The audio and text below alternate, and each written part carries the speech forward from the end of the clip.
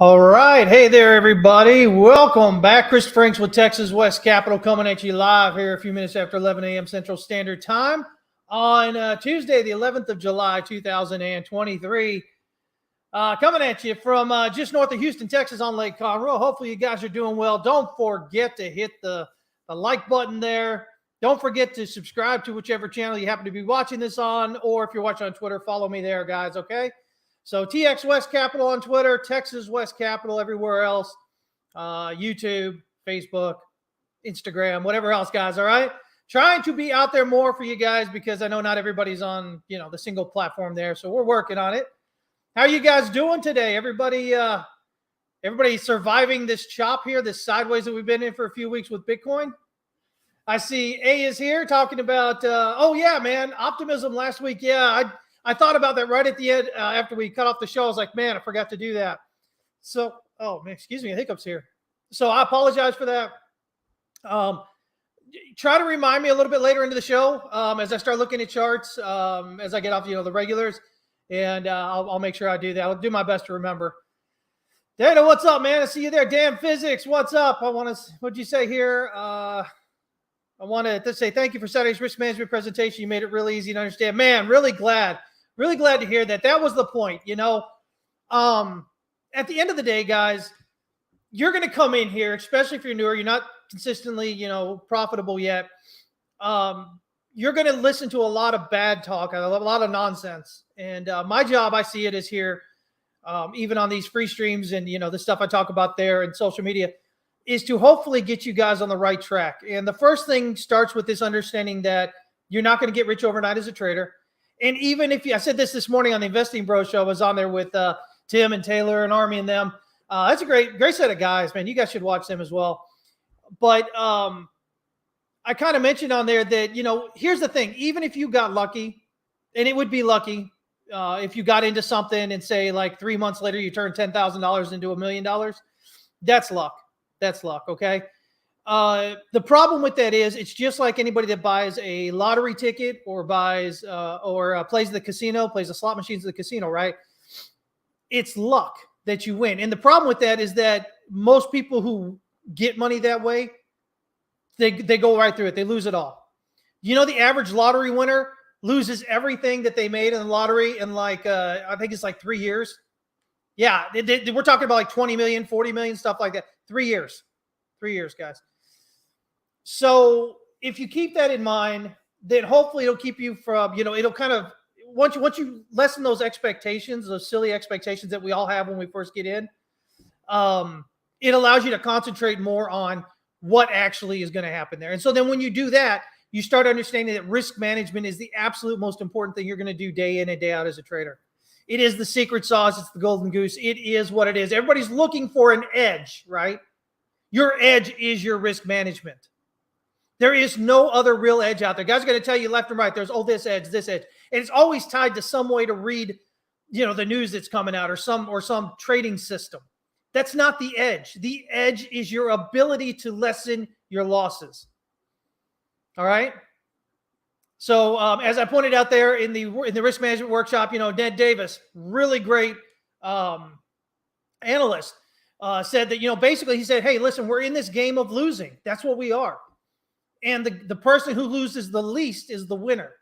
We're in a game, he says a game of mistakes is what he says, right? We're in this, when you're trading, it's all about mistakes. You're going to make them. You're going to lose money. So he who figures out how to lose the least bit of money is going to be the biggest winner. And that's how it works, guys. Instead of thinking, oh my God, I'm coming in trading in profits, you should be thinking, okay, I'm coming in trading. How do I minimize my losses? All right. So that's what that was all about. Dan, man, glad you enjoyed it. Suleiman, good to see you here. Fibbo Swanee says he just bought his 1,000 scratch. He just bought 1,000 scratch offs. Hey, man, good luck with that. Let us know if you won. All right, guys. So, today, the title of the show here, we're talking about what's going on with these ETFs, right? They've got one thing in common, really, or one real big thing in common. I mean, they're all using Coinbase now as the surveillance broker. And so basically, guys, the way is what they're all basically set up the same way. If one gets approved, they're all getting approved, okay? And what that means is a lot of big names coming after Bitcoin, wanting Bitcoin, right? But here's the thing. Let's pull this up here. I shared this. Somebody had shared this, so I shared it from them. It's on my Twitter timeline there. And if you look at the bottom here, all these blue ones right here, these are all, you can't really see it. Let me kind of pull off my face there.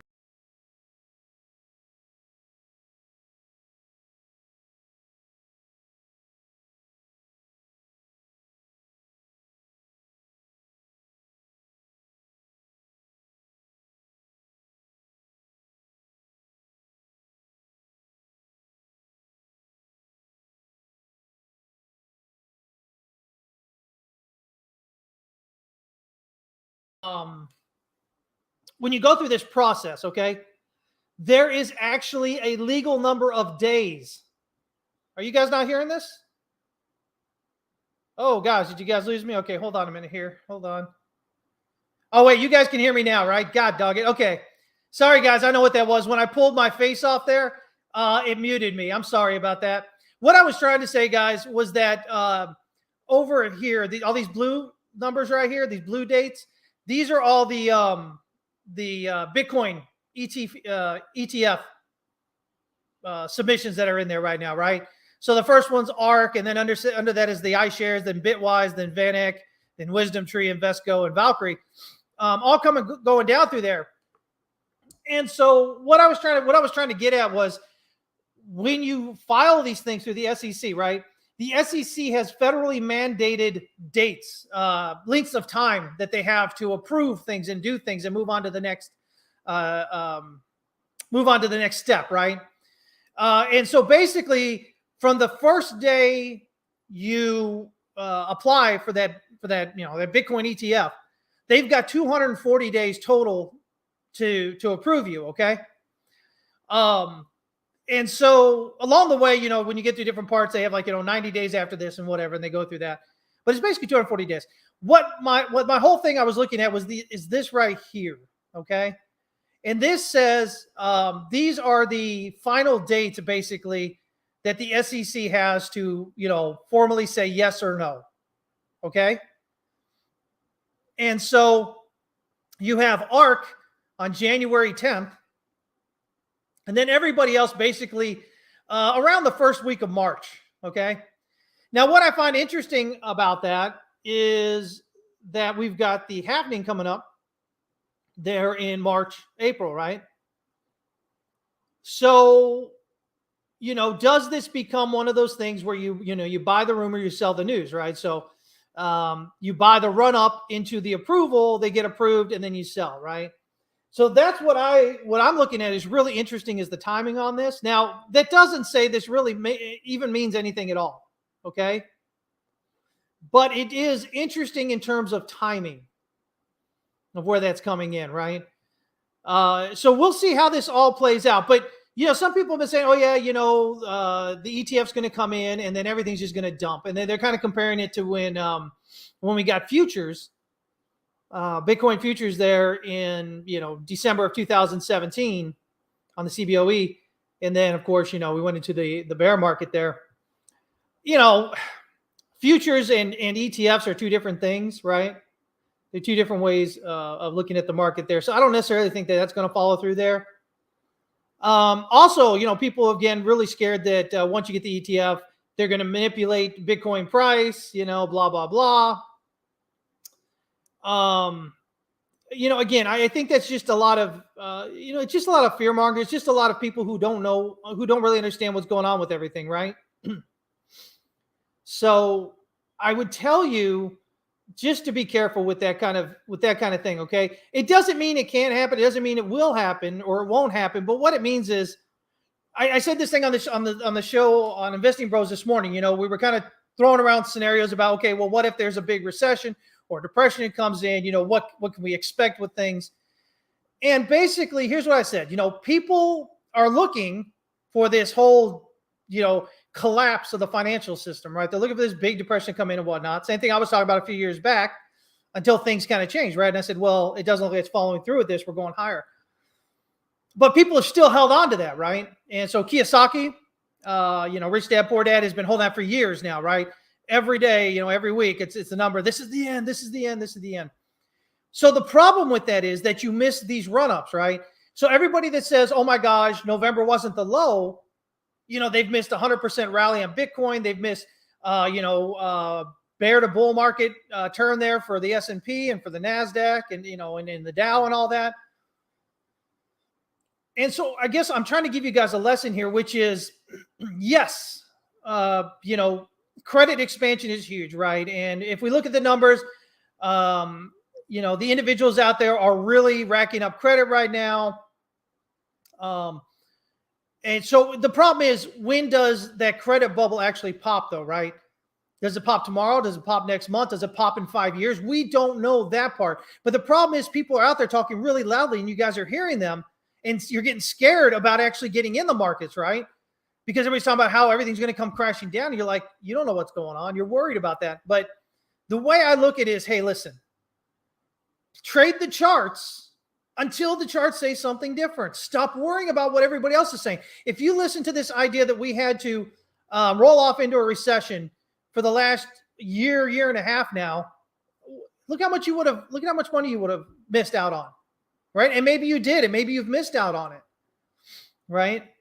So, don't give as much, thought power, right, to those that are screaming the end of the world kind of thing going on. Keep it in your mind that it's a possibility, but until those charts really start showing you something different, there's no reason not to continue to play the charts, right? I mean, you play them afterward too. You play them down, right?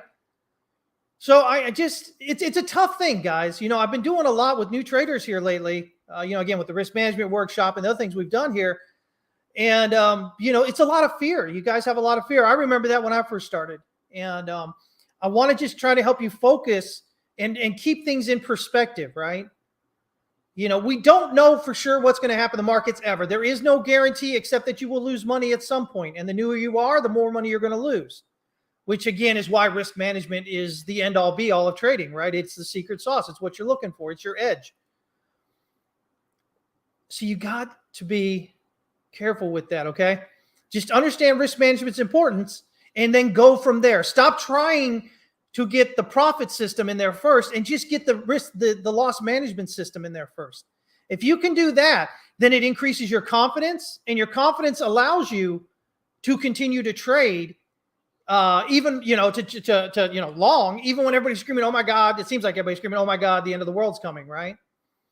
And that allows you to make this money that we and a lot of our members here at DWC have made, since that November low, right? You've got to put it in perspective. And once you do that, then you have to focus on risk management, because once you can minimize your losses, again, it builds that confidence that, hey, I can go ahead and trade because I'm not going to lose it all if it goes against me. I'm really smart with it. I know how much I should have at risk. I know how much I should have it, in any individual trade. I know how much I should have at risk total at any one time. I know what my position size should be. Okay. These are important things, guys. And this is contrary to the way that most of us come into trading. We just kind of look and go, okay, well, I think it's going to go long here and everything in YOLO kind of thing, right? We don't want to do that. Confidence is where it's at. Confidence allows you to trade in spite of what all the behind you is going on. And it's really important. Okay, guys? Let me see here. So let me see. I see Bamboo showed up. He says they're melting in Switzerland. Let me know when it's 108, buddy. I'm kidding. Man, definitely want to go to Switzerland sometime. Michael, what's going on, bud? Keith, he says, what exchanges do you think are doomed? All of them. No, I don't know. And I don't think anybody really knows. I think at the end of the day, I think Coinbase comes out just fine. I think worst case scenarios, they get a slap on the hand or something. Binance may be more up in the air. A lot of these exchanges are really kind of shifty, as you found out with like FTX, right? And a lot of others. A lot of them are playing loose and fast with the way in which they do their business and your funds that are on there. But I think, because Coinbase has gone through so much and they've got, again, they're all regulated really well and whatnot. I think they're the most likely to hang around. I think they're going to become the kind of like the darling of the U.S., right? Regulatory system. They're going to kind of give them their stamp of approval at some point here, and it'll be okay. Yeah, there you go. which is just going to continue to power them, and I think they'll become bigger and bigger. This is especially true, if we see those ETFs approved. Becoming the surveillance broker, basically, for all these ETFs is huge, guys. It's absolutely huge. It really kind of cements you as the guy, right? So you're the exchange. But, as far as what it is, I mean, these smaller little brokers, guys, you got to be careful with them. Obviously, your big brokers, FTX, stuff like that, exchanges, you still have to watch out, but especially the smaller ones. Something that I learned when trading Forex is that you'll see there's a lot of really small Forex brokers, and most of them are complete crap. You don't want to deal with them. They're just scams, basically. They're just going to take your money. They because new people don't know, and they come in, they've got good marketing. The new people come in that are new to trading and want to try out Forex, right? And they just rip them up in fees and spreads and everything else. And, they're just absolutely awful. So I've always been wary of really small ones, just because it doesn't mean that they're all terrible, whatever, but just generally I tend to stay away from them because from my experience, years and years, decades there in FX, is just that those really small ones are just ripe to be abusive towards you as a customer and kind of take your stuff. So I take that same kind of idea when we come here to crypto. But at the end of the day, guys, I said this before, I'll say it again. Everybody's going to go with KYC. You aren't going to sit here and hide. Everybody wants to hide. Everybody wants to be anonymous. But the governments all around the world are just going to make it that you have to do KYC. And so you're going to have to be known. And then you go, okay, well, what about a DEX? Well, the DEXs aren't that liquid, right? And even if you're a DEX, guys, listen, here's the thing. Even if you're a DEX, countries like the US and whatnot are still, if you're the person that put it together and stuck it out there, you're still going to be liable for it. It's not like, oh my gosh, it's out there, it's decentralized, nobody's liable for it. No. These governments will find a way to make you liable for it. And as long as that's still the thing, I don't know how much we can expect out of DEXs, right? When you start seeing them get hit by governments, being told to shut down and getting sued and stuff like that, and they find out that they just have no power against governments, how are people going to continue doing it? I don't think so, guys. I know there's a lot of wishful thinking in that. There's a lot of wishful thinking in the Bitcoin space, but as somebody who's been around in this financial markets, guys, for almost 3 decades now, I'm going to tell you, it isn't like you think it is. At the end of the day, governments win, power wins. And it's so, a lot of people get out there and complain about how things are unfair and how things are, that's no fair, that's not right, whatever. Well, you know what? That's life, guys. The difference between successful people and everybody else is that successful people say, okay, listen, it's not fair. It is what it is. Now, how do I take advantage of this the best way for me? How do I make something out of this? Everybody else that you'll see online complains and whines and moans and whatever else, right? You can't get anywhere if you're doing that. You can't focus on the things that you can't change. You have to focus on what you can change. Okay? So hopefully that makes sense, guys. Hopefully that just kind of sets you up to think about things differently. I'm not going to change your mind. If you're convinced one way or the other, guys, listen, I can sit here and talk to them blue in the face. I'm not going to change your mind. Nobody's going to change your mind. So when you tell somebody, well, prove it to me, change my mind, nobody can do that. Only you can change your mind. And in order to do that, you have to be open enough to really, truly consider what's being said opposite of what you think. And most people aren't. So I don't spend a lot of time trying to convince people. I say, listen, I've been doing this for this long. Here's the things that I've learned and what's helped me become successful. And if you take this approach, I truly believe it'll increase exponentially your chances of being successful. But I can't guarantee anything, right? It's all in how do we employ the things that we do? How do we do them? Do we continue fully? Do we cut corners? All that. Everything's on you and on each of us individually, right? I hope this makes sense, guys. Because at the end of the day, the last thing I want is for you coming in here and just throwing and wasting all your money in the markets and having nothing to show for it. I would rather you not be in the markets and use that money to take trips and to create memories. Because as I've told you guys many times before, at the end of the day, nobody sits on their deathbed going, man, I wish I'd made $200,000 more or something. Or I wish I'd taken that extra trade there, right?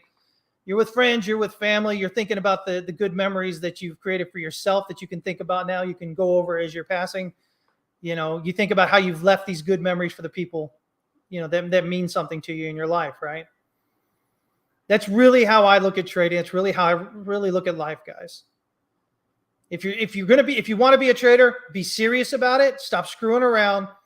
Listen to what I'm telling you about mindset and the things, the way that we approach it when we first come in versus the way that we approach it if we want to be successful. All those things. If you're not going to do that, I'm telling you, don't be in the markets. Myself, others like me, we'll just take your money day in and day out because that's what we do, right? It's not that we hunt you down purposely, but if you're going to be in the market, you got to put on your big boy, your big girl pants, right? You got to understand that you're getting into something and you have to understand how it's played. Saying, oh, I didn't know, or oh, Wall Street's stealing from me, or oh, crypto whales are stealing from me. It's just nonsense. Okay, guys? You got to figure out how to make it work for you. So that's what I try and set you guys up for here when you come in each week. I hope it comes across. Let me see here. The Evolution, what's going on, man? Bamboo says markets will be around. What'd you say here? Markets will be around. Play long or short. There's always money to be made. Yes, there is. Hey there, Diego. Good to see you.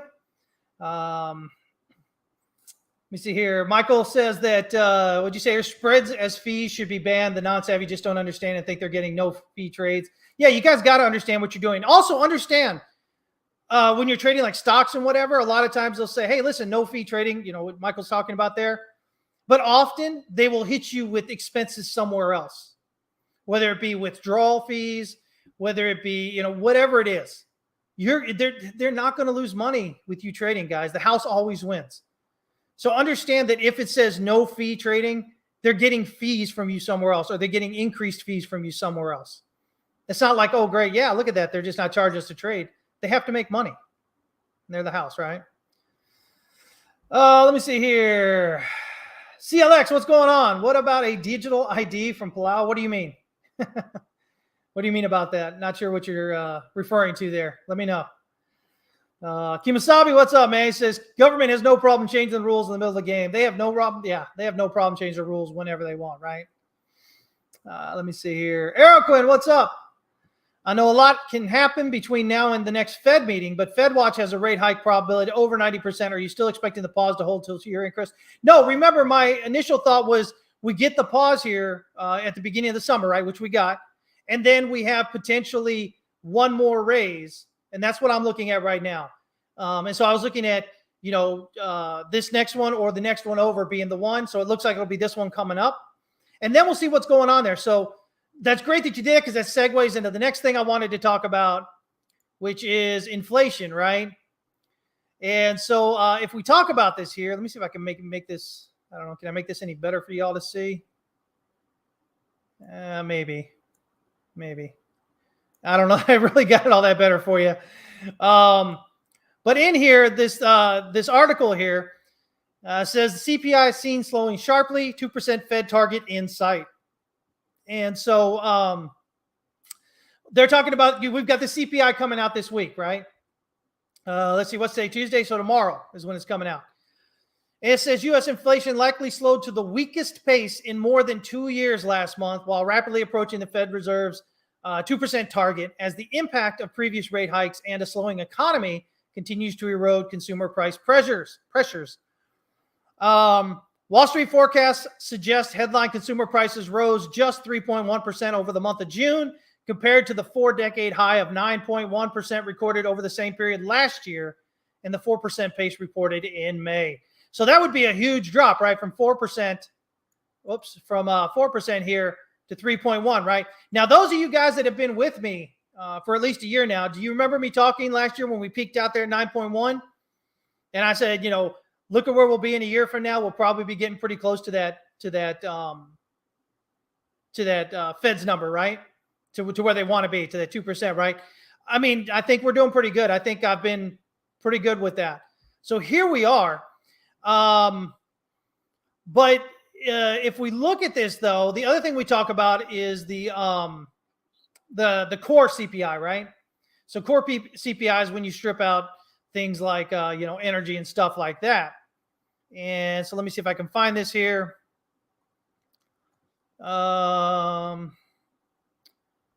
So we just talked about headline inflation right there, which peaked at 9.1% in June of last year. It's been falling for 12 consecutive months to its current pace of 4%, which is huge, guys, in a year, right?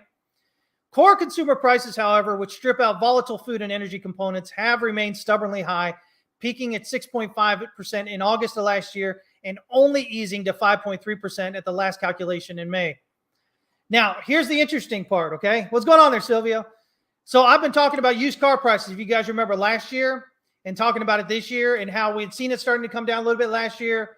And then how I was talking about how we'd had such a run up in it that we should expect some kind of big pullback, right? Some big reversal coming in. So they're saying here a big decline in used car prices, one of the thorns in the side of policymakers for several months, could elicit a big decline in June core inflation. However, following data from the Manheim Market Insights that showed that wholesale used vehicle prices fell by a record 4.2% in June and were down 10.3% when compared to the last one, right? So again, they're saying basically the same thing I was talking about was how, well, they're kind of letting in that may be happening.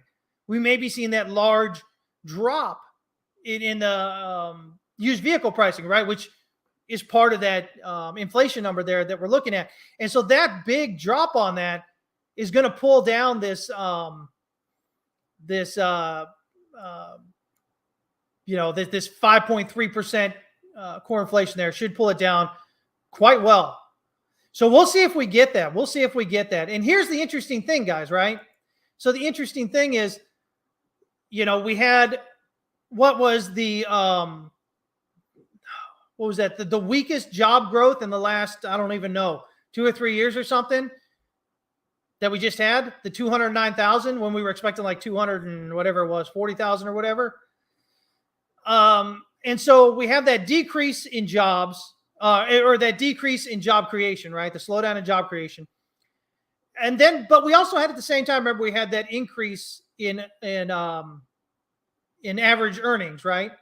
Month over month coming in. So you had the number of jobs created drop, but at the same time, you had the average hourly income kind of rising up there, right? And so if you're the Fed, you kind of look at that and you go, well, okay.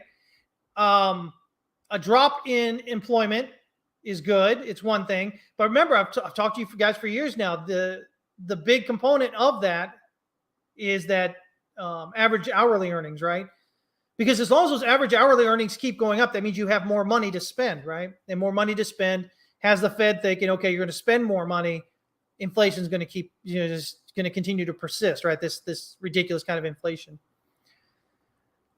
I believe the Fed is pretty serious about raising the rate 25 basis points this time.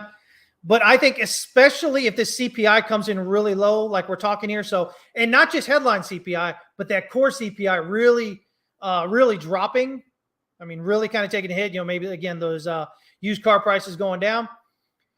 I think that may be the nail in the coffin finally for what's going on with the Fed. Remember, we're just now starting to feel the effects of all those huge, persistent 75 basis point rate hikes month after month after month last summer, right? Going into Q4 last year. We're just now starting to see the effects of that. And that was something that that Powell had talked about over the last few months was that, listen, when he kind of warned that, hey, we're probably not going to raise the rate, the Fed rate here, this last time leading into that, remember, he's like, listen, we still don't know the real effects of these price of what we've done. We haven't seen the real effect of that yet. So I think, again, if we really see this coming in here tomorrow, I think that really sets the stage for potentially just this final last 25 basis point rate hike and then getting a reversal off that. So that's kind of what my thoughts are doing there. Again, June jobs report weakest in 3 years. Here it is with 209,000 hires and rising wages. Fed minutes confirm hawkish June pause, more rate hikes to come. Yeah, so, again, at least one, but I think that may be the one there, right? Bonds flashing a recession warning. Atlanta Fed's GDP Now forecasting tool, a real-time tracker of economic growth, suggests the economy is currently growing at a 2.3% clip, following on from the 2% pace recorded over the 3 months ending in March. However, a sharply inverted Treasury bond yield curve, which is interest rate sensitive 2-year notes trading 88 basis points north of 10-year notes, has been flashing recession warnings for several months. According to a study from the San Francisco Federal Reserve, a sustained inverted yield curve has preceded all of the 9 recessions the U.S. economy has suffered since 1955, but just since 1955, nothing before that. It didn't do it through all of them before that, right? Making an extremely accurate barometer of financial market sentiment. Wage growth is likely to soften over the next few months, but the Fed is not in the forecasting business. They are choosing to drive policy decisions with backward-looking data, as they always do. We talked about that. And those data are not yet consistent with inflation returning to the target. So we think the picture will be different from the time of the September meeting, following 2 rounds of labor market inflation data, most of which is likely to be favorable. So, again, guys, that was what we talked about, was the big kind of problem with the Fed is they're always reacting, right? They are not proactive. They are reactive. And they're always based on those, what's happened in the past. So, that's why the Fed usually does more damage than good, right? Because they come in late and then they stay too long with whatever they're doing, right? Whether it's cuts or whether it's raising, they come in late and then they stay too long. And then, we all just kind of suck wind with that, right? So, just some thoughts there on all that. What's going on there, Windy City Assassin? I see you showing up. So let's kind of check out some charts. You guys want to do that? What do we have here as far as charts go? Let's see. I have to find it here. Okay, there we go. Share screen. Got to change it to a different screen here. Where are we at? Where are we at? That's the one we're looking at there, I think. All right. So I'll pull this up for you guys to see there. There we go. All right. So let's take a look at the DXY. Now, this isn't the DXY. This is the dollar futures, which again are tradable. They're futures based on the DXY that are tradable on the ICE exchange, right? So it basically, it's the DXY, just the tradable version of it, right? The DXY is the index. This is the futures. Does that make sense for everybody? Just nod your heads. I can't hear you nod your heads. Anyway. So not really looking good at the moment here. Still continuing to look kind of poor on this, right? So we have basically we have this count we've been following, which suggests 1 or A is down here, and then 2 or B up on that rally into the daily R1 pivot just above the weekly pivot. Pulled back down with another 1 and rallied up, and then we got an interior 1 here, 1, 2. You can see we're still adhering to this overall descending channel. We're also kind of creating this descending triangle looking thing here, right? So, I mean, this is kind of where I'm at with this right now. So, again, if we're following the channel resistance and then the triangle resistance, we're doing pretty good with here. And then you can see right here, this is the daily pivot that we got rejected at. And so again, likely odds are that we've got this 1, 2 here. So we'll probably get a rally back up here toward this, 102, 4, maybe something like that. And then we'll look for a breakdown here. Minimum expected wave circle 3. So that's this 1, 2, 3 here. Is at that S3 pivot on the daily right now. Let me see. I'll just go ahead and draw a line in there. Right around 98.28. If we get that, if this count is correct and we get that right. And then it'll get us a 5 a little bit lower down here. But this 1, 2, this larger 1, 2, 3 here has a minimum expected target of 95.8. So I could actually see wave 3 here overextending down toward 97.5, maybe even, or a little bit lower, to get us a 3 and a 4 and then a 5 to get us the 3 here. So minimum expected on the breakdown through 100 basically is 98.28, but I could definitely see it hitting down here 97.5 or maybe even lower, right? Hey there, Soren, I see you. So what does that mean? Well, the only thing you're looking for is, does it break out above wave 2? We expect a pullback here potentially. It might come down a little bit further first and head up, but overall we expect a rally back up and then a rejection. If that rally back up breaks above wave 2, then things get interesting. Then we may have to see if there's something different going on here. But as long as that holds as resistance, and then we break down lower again, so rally up, break down lower again, minimum 98.28, potentially down to 97.5 or even lower going on that. And so why is that a big deal? Because everything that's denominated in dollars is going to have that price pressure pulled off them, right? If the value of the dollar goes down, right, it takes that price pressure off of those the value of those things, right? The price of them, not the value, but the price of them. So we'll see what happens here. If we look at Bitcoin itself, a couple of different things going on here. Again, I've got a few of these big pictures here, but this is the one we're looking at, is that bear market to bull market. Step 3 is the pullback and retest of the 20 MA on the weekly as support. We got that, rallied up impulsively. You can see that we are just dojis on the weekly, right below the Ichimoku cloud resistance.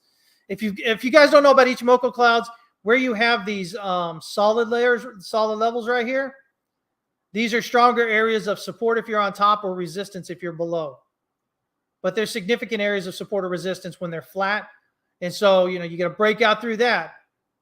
Most of the time you should expect it to hold, right? The idea here is that we'll pull up in wave 4 up here toward this kind of, again, low to mid 50s kind of area to finish 5 waves up. This isn't waves here. This is just the different steps, right? This is that, if we look here, the stages, you print the swing low, then you cross above the 20 MA on the weekly, and then you pull back, test that 20 MA as support for 3. And then 4 is you rally 61.8% of the bear market and complete around the Ichimoku cloud's highest point. Again, should be up here, in that area up there. And then 5, you pull back and you prepare for the big rally. But this usually gets you the wave 1 up, the wave 2 pullback, right? Wave 1 up, wave 2 pullback here previously in 2018 into 2019 and then 20, right? That's all we're doing there. So, that's still the big picture. Things still are what they are. We still got a lot of room here on the Stochh RSI and the RSI here for the weekly. Locally, I hear people talking, we should be, they're expecting months and months of sideways here, right? I don't necessarily expect that. Why? Because we just had 2 months right here. So it doesn't make a lot of sense to continue with 2 months here, right? What I see, this has been a few weeks. You got to understand, guys, we spent 2 months dropping down here, right? And then we rallied back up and took out all of that in, basically a week. Everything, it took us 2 months to get down this low. And then within about a week, we recovered all those losses, right? So when you have strong moves like that, you usually go sideways for a bit to kind of, regain your senses, right? Everybody's kind of taking profit. People think about getting in. And you're kind of just stabilizing.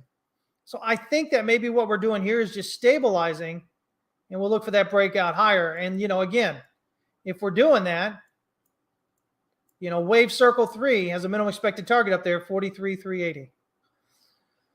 So, that's overall what I look for. Now, we could break down here maybe and get like a wick down here toward the daily pivot. It's not a big deal. Importantly, we moved in sideways between the pivot and the R1. So if we did retest the pivot as support, that's fine to head up.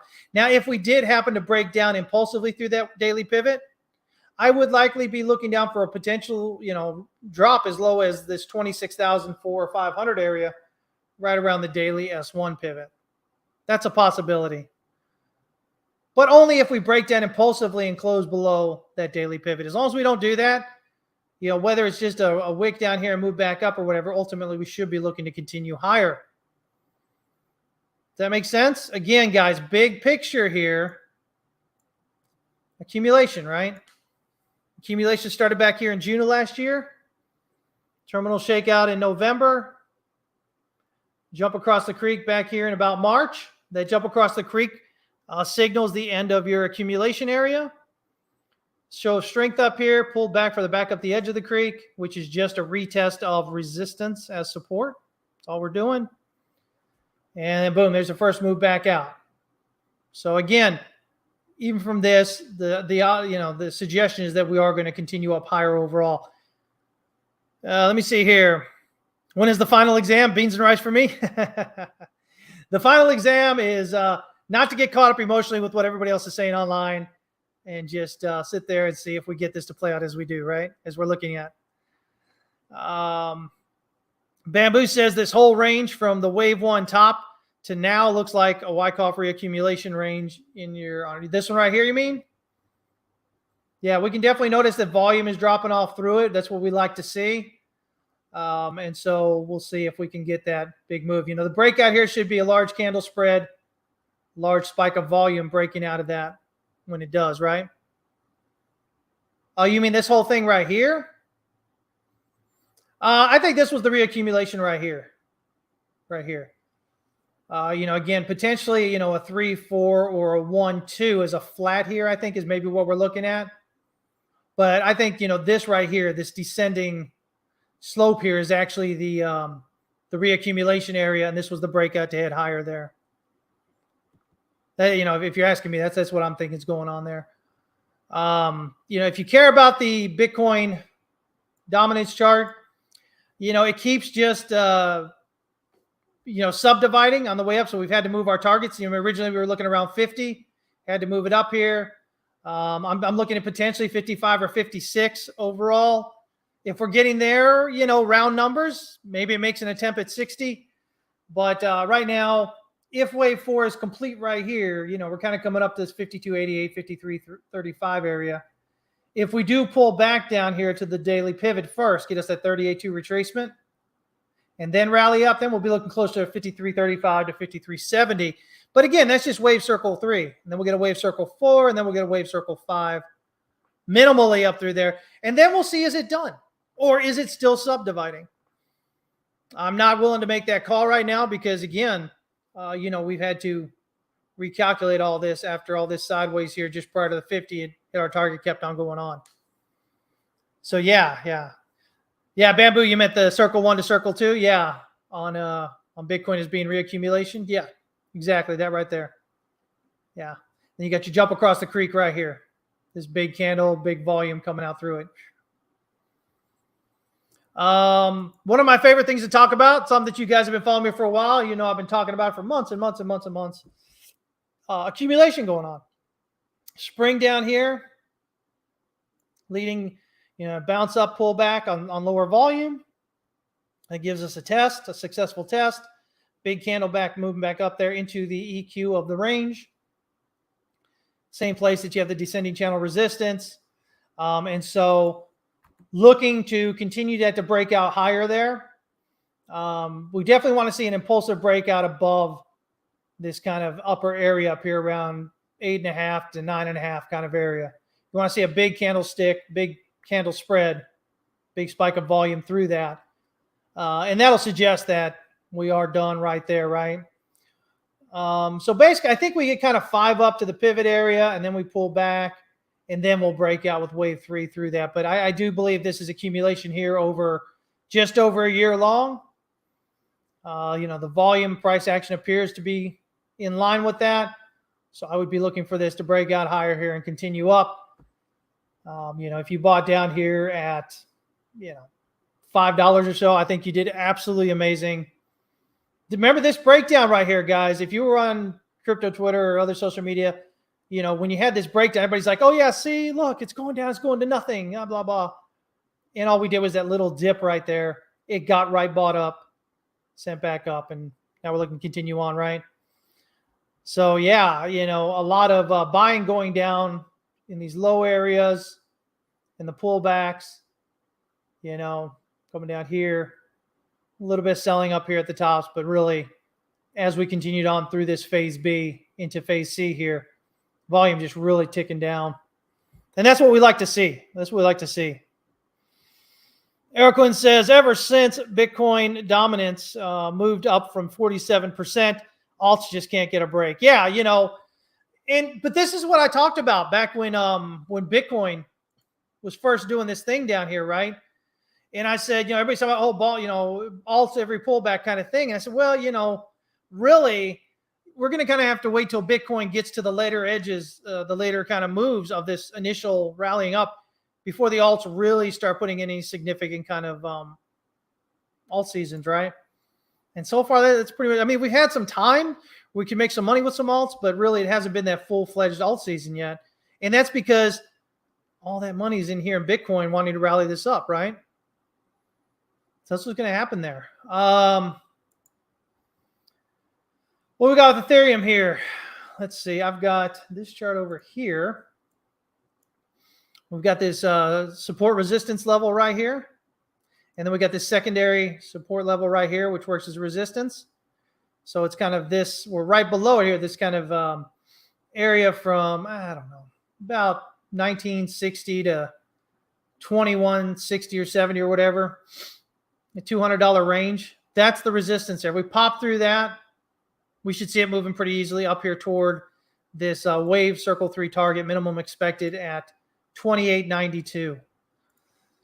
If I look at this, I think we got a 1, and then this is a running flat here. It looks like it's an A, B, C, and then 1, 2, 3, 4, 5. So it looks like a running flat here. A running flat, guys, when that prints, just like a running triangle, if it's upward instead of, the trend's down, if the trend's up in that, it means that you've got an excessively bullish market. And so because, you don't get the pullback you expect. Wave B terminates well above where wave A started. Wave A or wave C doesn't even pull back to where wave A ended, right? So, it can't do those things that we normally expect it to do, which tells us that the market is quite bullish on that. And that's how we tend to read that. So, again, looking for that minimum expected wave circle 3 target at 28.92. Pattern target based on this kind of, on the lower end of this, maybe this barrier triangle would get you a minimum target up there, 35.78.70 as far as a pattern target goes. So yeah. Looks good. Looks good. So I would do this is, by the way, this is 1, 2, 1, 2, similar to Bitcoin, right? So, Bitcoin wave circle 3, minimum expected 43.380. Ethereum wave circle 3, minimum expected 28.92 going on there. As you can see, the weekly here, again, just like Bitcoin, a lot of room to run on the Stochh RSI and RSI. RSI is just barely north of neutral. So, yeah, I like the way that looks. Want to see this moving out. By the way, you could even look at this. Any kind of resistance here. And again, large candle spread here, spike of volume. That's what we expect to see through resistance to kind of signal, okay, yeah, that's the resistance we need to be watching. And that usually indicates that the pullback's complete. So we do have that there. For those of you playing the game and following along. Litecoin, something else I've been talking about, guys. Again, those of you following me know I've been talking about Litecoin since back here in this October, November area. So, I was around $50, somewhere right around there. Yeah, right around there. And here we've gone. We've continued up through here. At this point, we are above. This is the monthly. Let me kind of zoom this out to the week. I just kind of want to show this larger sideways here. We've been going sideways, guys. About June or August of 17. We've been going sideways here. We made we kind of peaked out a little bit here in May of 21. Coming back though. This does look complete. This looks like a ABC and then ABC, so it'd be a WXY correction.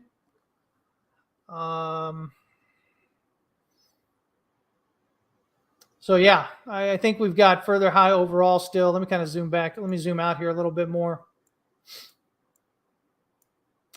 You can see here that we did break out large candle spread, spike of volume, breaking out of that descending resistance, rejection right there. It's, if you kind of follow this line sideways, you'll see we rejected all the way over here. See where these candles split exactly? See where we got the wick right there?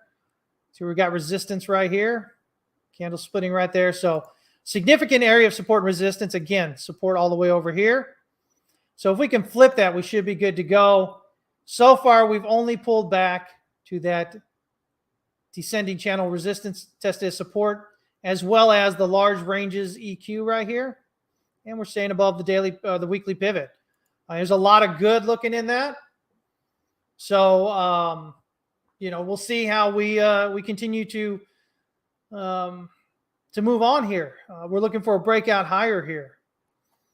If we can break out higher there, again, I don't think there's anything stopping it from rallying up to, 400 plus. Does that make sense? Let me see here. As far as we look at the RSI, we're just kind of, again, just north of neutral on the RSI here. We've dipped down twice here into oversold on Stochk RSI. We're rallying back up again. A lot of room still to go on that. But yeah, I don't see anything awful with this. We'll get down here to the 3-day.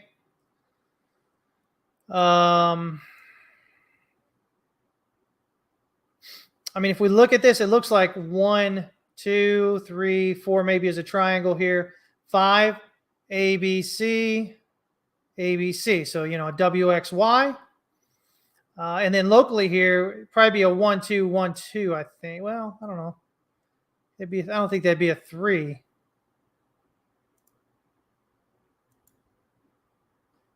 Yeah, it doesn't quite hit the 1.618. It's the 1.4. So I think it's have to be like a 1, 2, 1, 2 here, working up. So if that's the case, then we've pulled back. You notice we dipped down to this, again, those support areas there, and we're trying to close back on the pivot, on the 3-day pivot or the daily pivot or higher, right? We pulled back. Just, what is that? 70.5%. So yeah, if we're rallying up from here, and let me kind of I guess we'll put it on the daily here. Yeah, see, that's ABC coming down. Well, let me see here. If I'm looking at this, actually, this looks like it could be 1, 2, and then 1, 2, 3, 4, 5. 3, 4. We'll get a 5 up. So that would pull it back here, which gives us almost a 61.8 pullback. But this is kind of what I'm looking at since I just pulled this up on the daily. Let's see if this works out. Take that one higher there. And kind of look at this as 1, 2. Actually, this right here. Kind of pull in a little bit there and see what we got. Oh, yeah, we got to pull back there. So I think maybe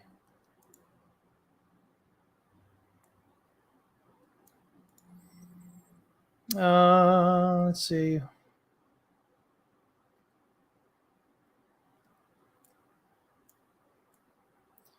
So if we've got 1, 2 there, no, it could still be 1, 2, 3, 4, 5. So I could still be that right there. That's why it's important to zoom in sometimes instead of just looking just at the higher time frames there. And from here, we've got what? Got 1, 2 here. 3, 4, 5 gives us 3, 4, 1, 2, 3, 4, 5 maybe up here. Yeah, so I think it may be, I think we're back to the 1, 2, 1, 2 idea. This gets us then a 1, 2.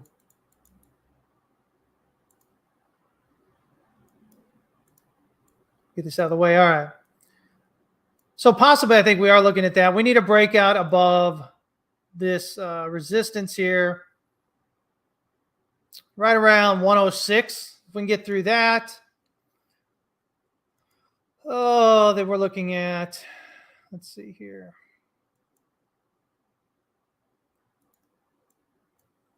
So maybe minimum expected wave circle 3 right around 145 basically. That gives us wave 5 minimum expected by 157.5. And then that becomes just potentially wave 3 on that. And in that case, we would be looking at a move down to around 128.5 or so. That maybe gets us going here toward 175.5. That doesn't sound bad, right? So if this plays out like that, we can look at that up there toward maybe 175.5. Let me see here. Yeah, it'd just be a good move here, right? Yeah. Let me see here. 3-day death cross. What's up, man? He says, I'm curious to know your thoughts on the Lux Algo indicators, particularly the order block detector indicator. Would love to hear your insights. Yeah, you know, Lux Algo is the one indicator that we kind of partner with. I like them. I like the guys that actually run the company. I think, you know, especially if you have trouble or you just want a quicker way to understand where your order blocks are, I think the Lux Algo is a great thing to use. We do have a link underneath the video if you guys want one there to jump in right on it and check it out. But you know, I don't normally what's the word? I don't normally partner with a lot of different companies, right? Because I always find, you know, especially in this space, there's a lot of grifters, a lot of scammers and whatnot out there. But you know, again, this is one company I think does really well, and I like the indicator itself as far as what it is in there. It can definitely help you. You know, if you're a new trader, guys, listen. At the end of the day, if you're a new trader, there's just no way to trade without learning how to trade. Okay, guys, that's the first thing I'm going to tell you. All right. The thing I love about this company is if you read their facts, you know, their frequently asked questions and whatnot, they basically say that. They say, listen, you know, nothing's guaranteed. The more you know about trading, the better off you're going to be and the more helpful the tools are. And I think that's the way you should look to use any kind of trading indicator, any kind of trading tool, is that the more you understand about trading and how markets move, you know, and why they do, the more valuable those things become. But if you're a new trader just looking to find something to tell you when to enter or when to exit, you're going to have a lot of difficulty with that. There's nothing out there that has any kind of great track record because you still have to come down to the personal level of, okay, does this all still make sense as a human being, you know, viewing this market and what I know about how markets move and whatnot, does it still make sense? And again, that's something that you only get with time. And I know that's what a lot of people don't want to hear, but it is what it is. And the great thing about this company, Lux Algo, that created Lux Algo there, is that they believe the same thing. They're trying to give you tools that will help you out. But at the end of the day, they recognize that, you know, the more you understand about trading, the more helpful these tools will actually be. But they do. They help. They do really well. They help quite a bit. So I like them. Let me see a friendly reminder about OP. Thank you for the friendly reminder. I appreciate that. Let me jump over here and see what we got for you. Let me see. I think I've got my other charts here that you guys can't see. Pull it over here for you. And it magically appears. Look at that. Magically delicious. Anyway. Yeah, I said that. So this is what I've been kind of looking at for OP, is this idea that we've potentially capitulated here for wave 2. What was this, back in June 10th? And we're kind of moving up from there. If this count is correct, wave circle 3 has a minimum expected target up there of $5.60. Based on this count, you need to break out above wave B at $2.96 to add confidence to the count, okay? Because at that point, it'll lock this in as 3 waves down, which means corrective, and we should be looking higher then. Locally right here, let me kind of zoom in a bit. This is the daily chart here. Zoom in a little bit more.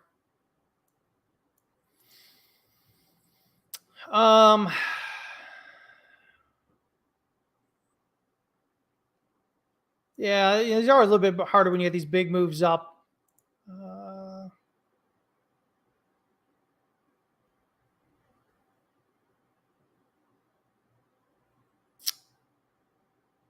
I'm just kind of seeing if that would be a really easy. I don't want to say this is like a 1 and then this is A and this is B and then this is, 1, 2, 3, 4, 5 is C as a running flat, because it just goes up so high from that.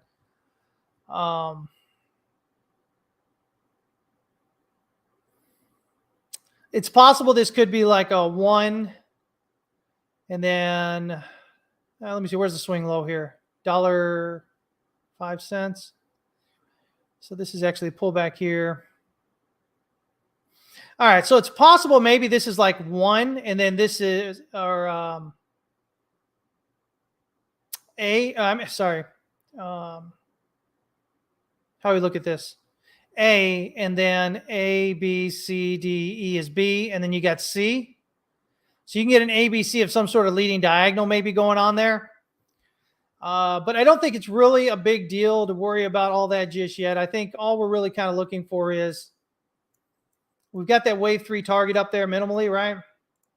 What you're looking for is an impulsive breakout above the daily pivot right here.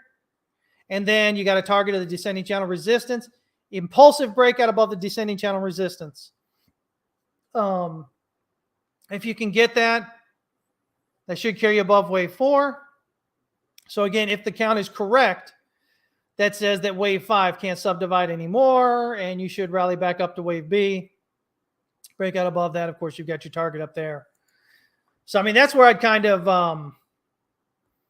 that's what I'd kind of approach this as the moment. I like this pin bar candle here, right down into support.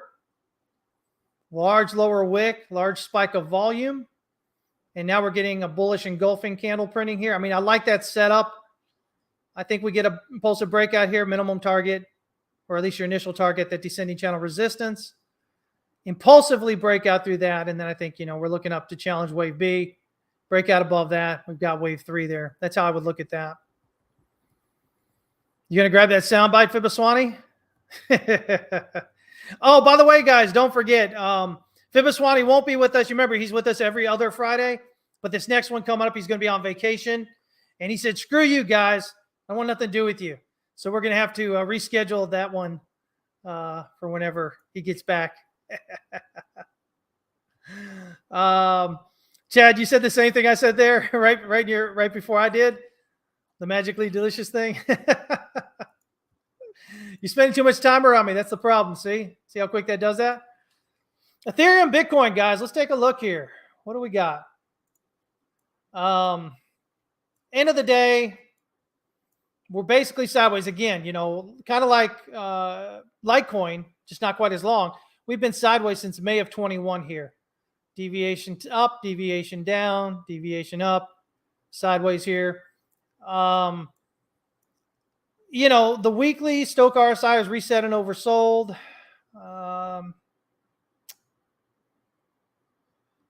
We haven't had the reset down here on RSI. But, again, if I look to count here, this looks to me like 1, 2, 3, 4, 5, right? So if that's 5, that would give us a wave 1 on that.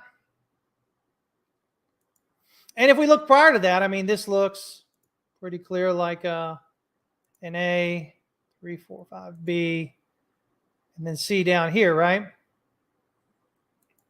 So, kind of looking at this as this kind of movement, and that would give us a pullback here so far of just about almost 70.5%. 78.6 is 0.057 area.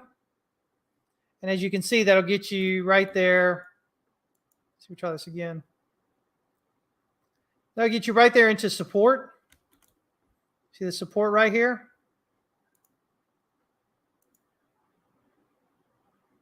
So it kind of gets you right into there. So right now, I'm kind of looking at it this way. I'm kind of looking at this as maybe we got 5 up, and we're working on a pullback here, potentially the 78.6.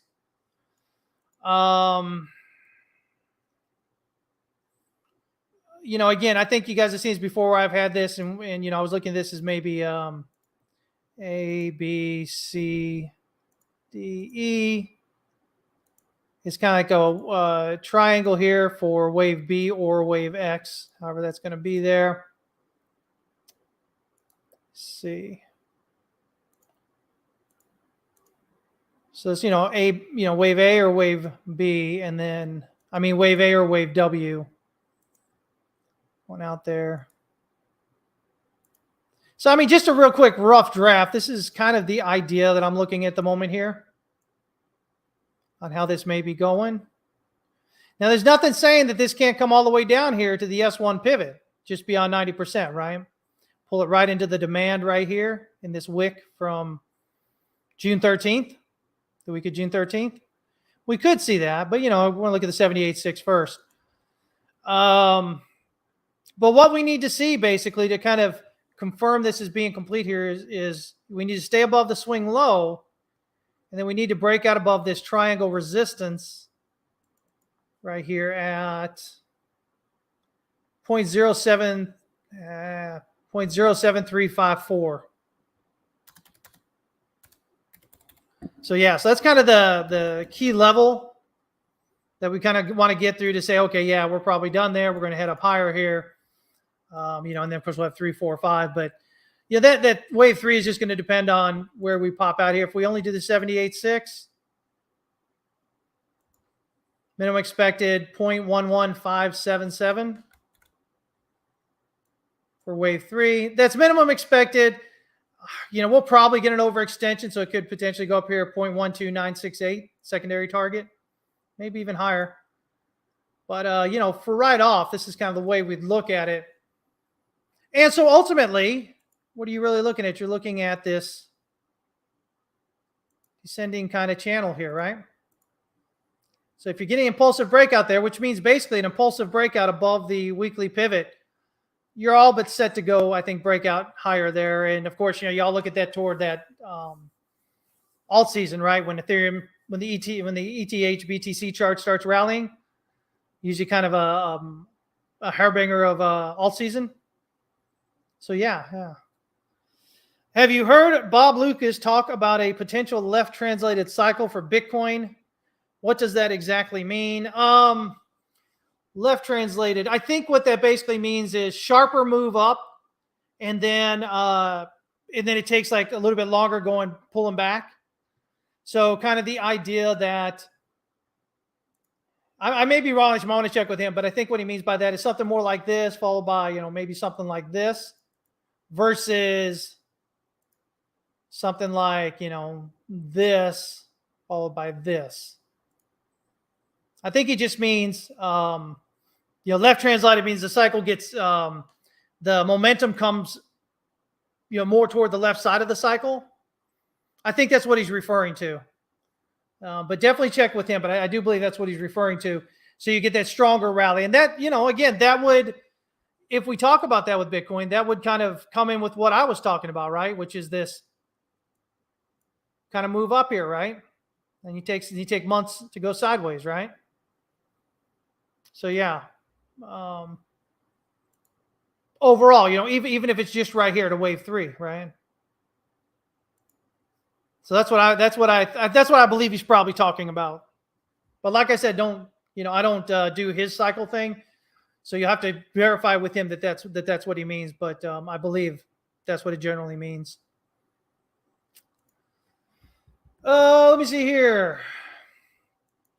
Let me figure out. So I got some more time here. Let me do a chart or something. Let me see. Come on. Slow to layout. By the way, guys, you can join us at texaswest.capital. As I said, make sure that you're following us here, wherever you're watching us at, or subscribe to the channel. Make sure that you gave us a thumbs up, guys. You liked it. Leave a comment. We'd love to hear from you. The NAV, the premium here on Grayscale continues to deteriorate, right? Let me see here. God, I still got this in the old chart. Let me see. So what do we got going on here? I had this regionally set up like you can, like you can see here.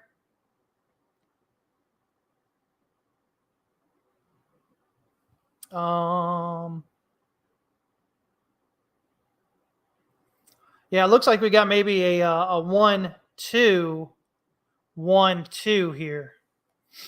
So let's see.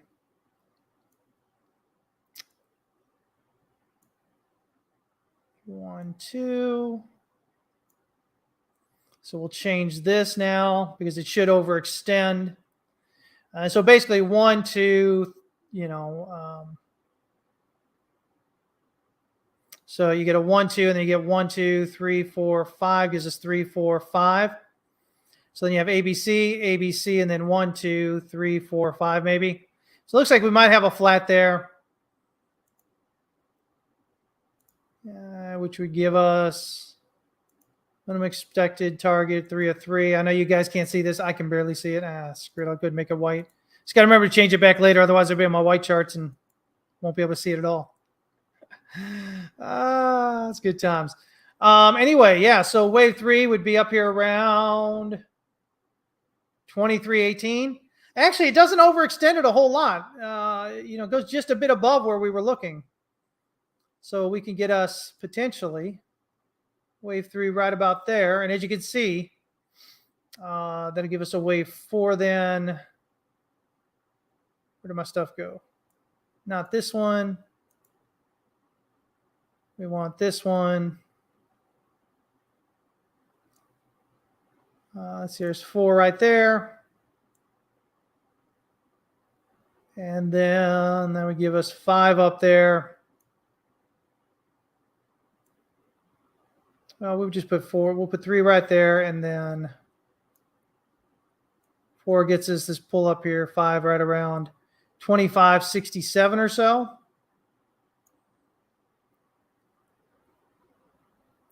Got to find my 5 now. There we go. It's hidden in here. Nope, that's 4. All right. There we are. There's 5. Okay. And then you can notice, wave 3, we were looking right here around 24.45, and it's just a bit higher there at 25.49. So basically $1 higher will get us that wave 3. So I think that's kind of where we're at the moment. So it didn't really change it a whole lot. The interior just overextended wave 3 a bit more. But as you can see, moving its way up there. As we're kind of going sideways on Bitcoin, GBTC is making its move up higher. And we're just kind of that NAV closing in, right? So I like it. GRT sounds great. Man, what are you guys doing to me? It's all about cereal this morning. Old school cereal. Lucky Charms, Frosted Flakes, and I'm not getting anything pulling up here. Let's try again.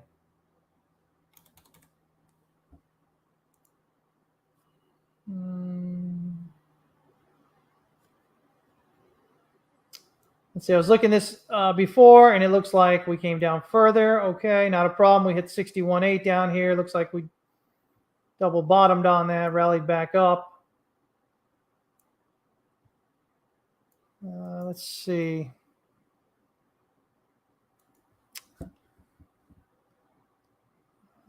Make a copy.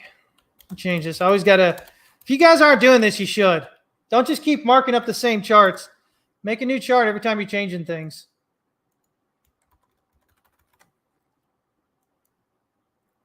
Gives you a history. It's the same thing I do at TWC. You guys see all the different charts I put out over the years still on there. I don't get rid of them. It's nothing to hide. You're not going to be 100%, guys. Okay? Let's see. If we're done here at 61.8, that gives us wave 3 around 19.91 cents. Minimum expected. Oh, I love how that wave 5 aligns right there with the EQ of this supply structure up here. Right around 22 cents. I like that. What you need is an impulsive breakout above this little swing high, just above the hourly pivot here. That's kind of change that here. It's right around 12.55. And so get that set in there.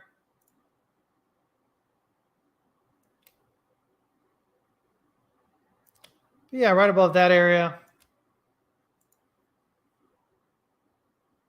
Yeah. Yeah, because we get a 1, 2, 3. Well, let me see here.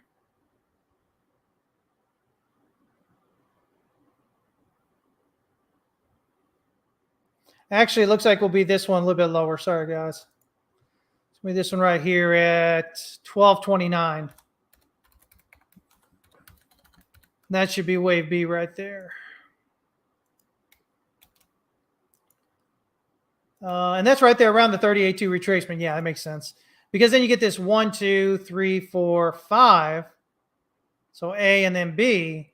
And then you get this ABC is 1, 2, ABC is 3, 4, ABC is 5 as an ending diagonal. So we get 1, A, B, 2 maybe completed, may pull a little bit more. Then we'll break out. But yeah, so I think we're set there. I think we're looking probably around 22 cents for 5 ways up minimally on that. So yeah, there you go, guys. What's going on, Bitcoin? Anything changed since we talked about it? Nothing really changing, guys. It's mid-range. I'm not a big fan of entering trades around mid-range here. I do like to see that it's pushing up a bit, though. Are you really not going to do that? All right, give me a minute. Current interval and below. I keep talking about how much I love that they let us do that now with the pop-up chart. I do like that we are above mid-range, which is also the hourly pivot. My initial thought would be something like this. And then we break out. So this may be some sort of leading diagonal playing out here. 1, 2, 3, 4, maybe a 5. By the way, we got all these different counts here. Don't worry about all that. That's all messed up. Different things we were looking at. Right now, based off here, this is kind of what I'm looking at. So we'll see if we can get it. If we're going to break down, then, again, if we break down below the swing low, we're looking at the daily pivot.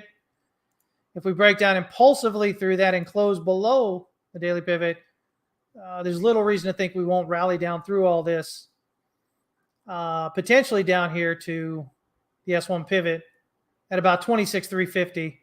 But, you could look right here at 27,130 and a half kind of area first on that move down.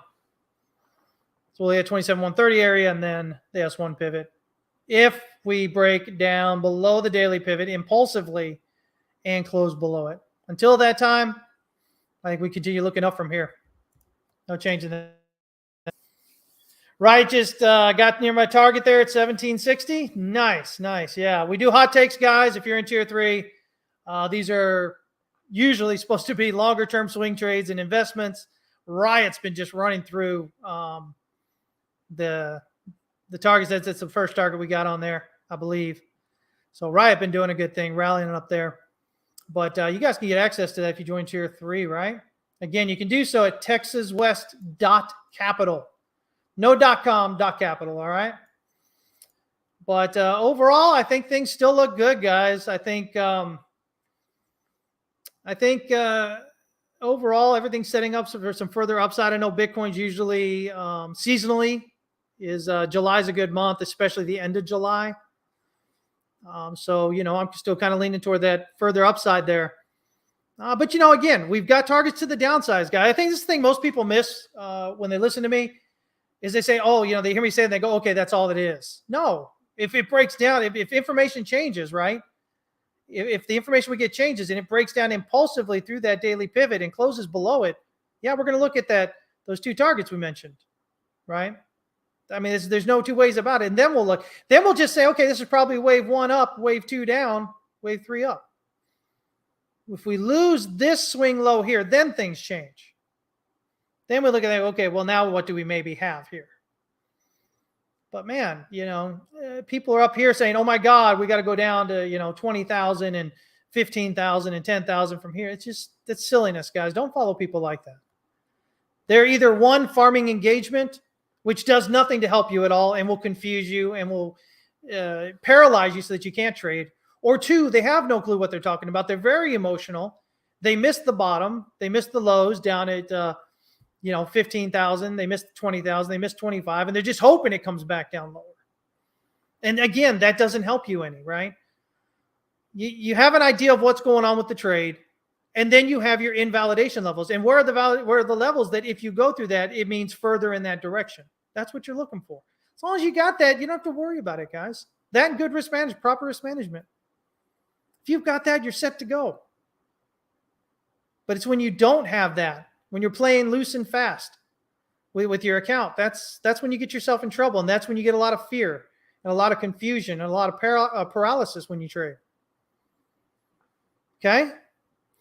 Let's see here. I got a little bit of time. I'll look at YFI real quick, and then I got to go, guys. Let's see. I don't know when the last time I looked at YFI was. Let's see here. Anytime recently, so let's go ahead and make a new chart. Do it off this one.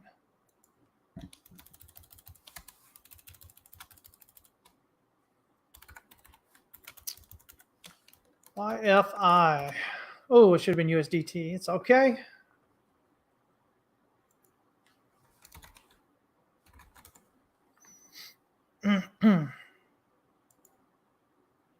Just change this before I drive myself nuts looking for it. Okay. I bet you there are people that held from up here all the way down here, huh?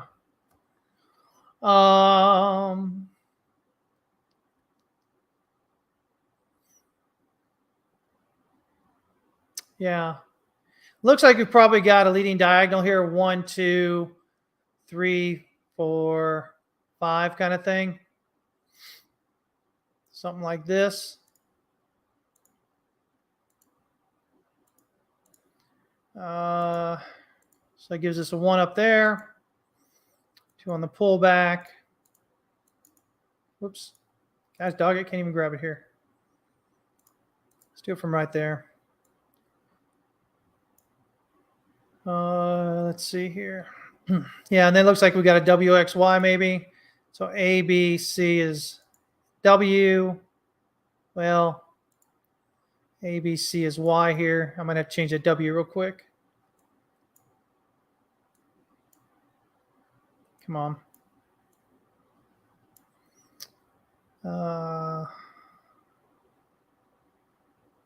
That'd be fine. Yeah, well, it looks like we got a triangle there for wave B of the W. So A, B, C, D, E. Right there. And then again, A, B, C here. But again, here we sit with the idea we've got maybe a 1, 2. And, or do we have a 1 and then A, B, and then C here, maybe like a 1, 2, 3, 4, 5. Oh, no. 1, 2, 3, 4. It'd be a little bit different here. 1, 2, 3, 4, and then 5 here.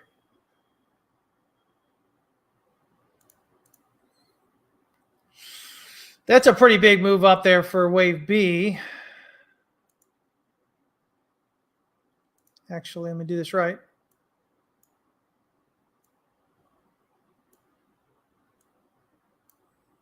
So, but it is possible. I just want to see it make some more movement if this is what it's going to be. And we end up making a running flat here.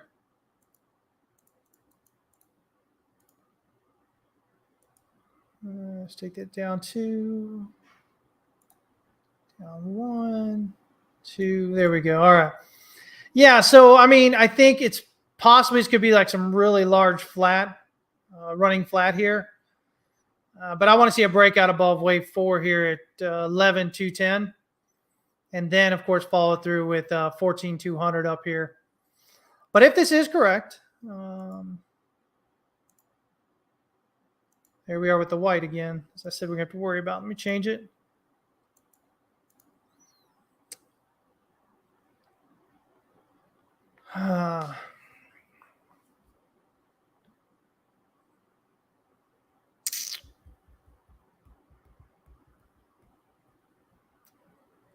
Man, oh man. Let me zoom out. Let me zoom in a little bit more here. It's not going to be a flat. What is this going to be?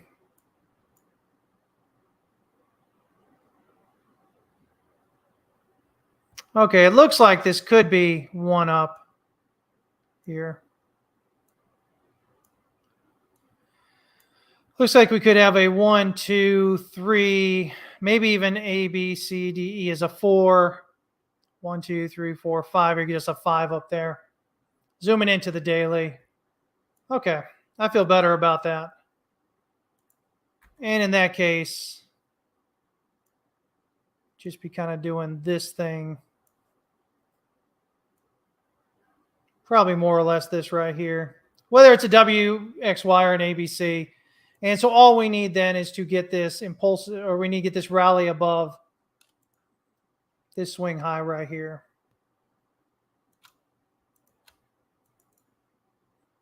What is that? Let's see, that is 11,210.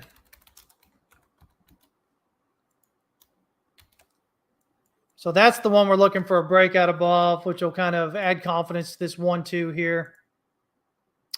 So let me do that.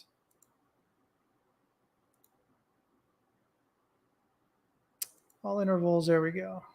Zoom out to a larger time frame now. And so in that case now, 21,260 would be 3.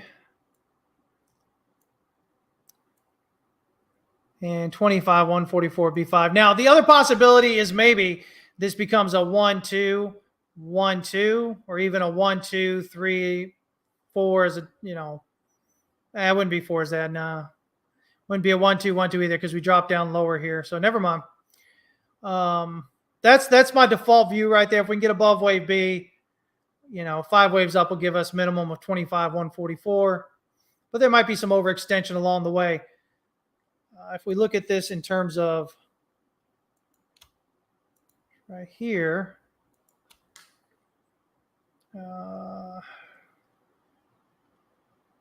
as long as we can clear this, I mean, there's a lot of volume coming up this far into the range here. So as long as we can rally from here and break out above it, we should be good to go up higher. But there is a lot of volume coming in here, so we want to be careful of that.